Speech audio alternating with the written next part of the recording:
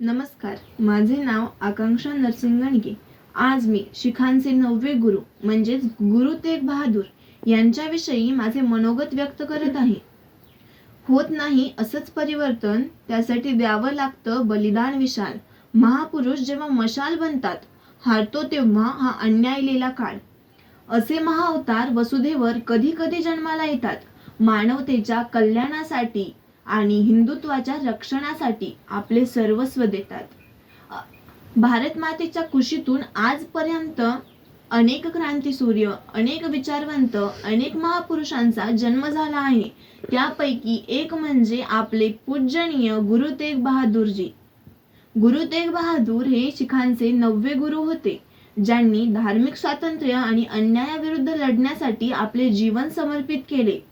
विशेषतः औरंगजेबाच्या काळात काश्मीरी पंडितांचे रक्षण केले आणि आपल्या बलिदानामुळे ते हिंद दी चादर म्हणून ओळखले जातात।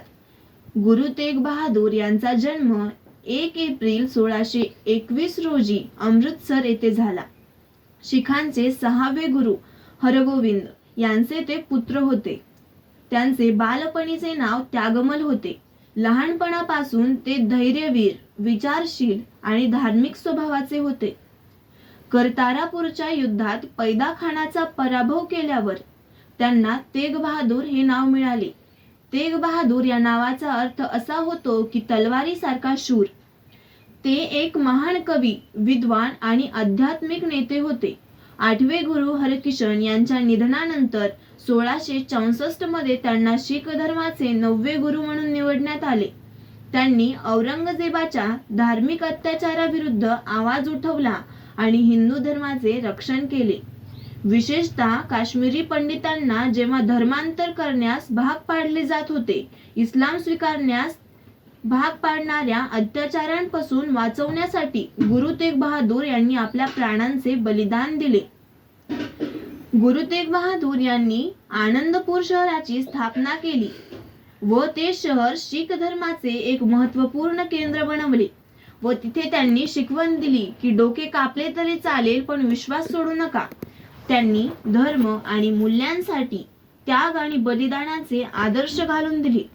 तुमचे डोके सोडा, पण ज्याचे रक्षण करण्याचे काम हाती घेतले आहे त्यांना सोडू नका, ही त्यांनी शिकवण दिली आणि त्यांची ही शिकवण आजही या सर्वस्वासाठी, या समाजासाठी प्रेरणादायी आहे।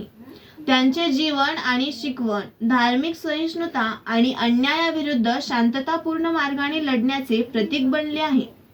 त्यांच्या बलिदानामुळे शीख धर्मातील अनेक गुरुद्वारा स्थापन झाल्या आणि ते मानवतेचे रक्षक म्हणून सर्वांच्या स्मरणात राहिले।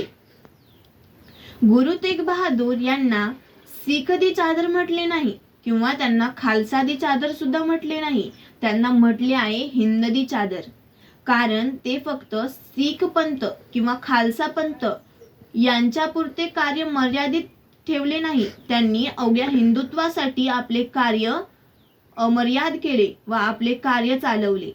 अवघ्या भारतासाठी व हिंदुत्वाच्या रक्षणासाठी त्यांनी आपले विचार चालवत राहिले। गुरु तेग बहादूर यांनी समाजात सत्य, न्याय आणि धार्मिक स्वातंत्र्याचा संदेश दिला। त्यांचे कार्य खूप प्रेरणादायी आहे। जेव्हा ते गुरुगद्दीवर बसले व गुरु बनले, तेव्हा त्यांना विचारले की आता तर तुम्ही गुरु बनलात, आता तुम्हाला कसे वाटते? तेव्हा ते म्हणतात, माणसाने नेहमी शांत स्वभावाचे असावे, माती व सोने एक समान धरावे। माणसाच्या दृष्टीने माती व सोने हे एक समान असावे। प्रशंसा, कुणी आपली स्तुती केली तर फुलून जाऊ नये आणि कुणी आपली निंदा केली तर राग मानू नये, असे महान विचारांचे होते गुरु तेग बहादूर।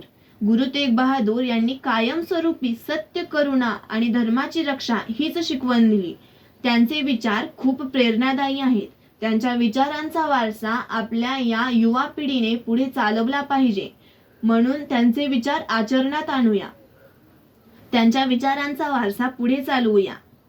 पुनश्च एकदा मी गुरु तेग बहादूर यांच्या चरणी नतमस्तक होते व माझे वाढत चाललेले शब्द थांबवते। जय हिंद, जय भारत, धन्यवाद।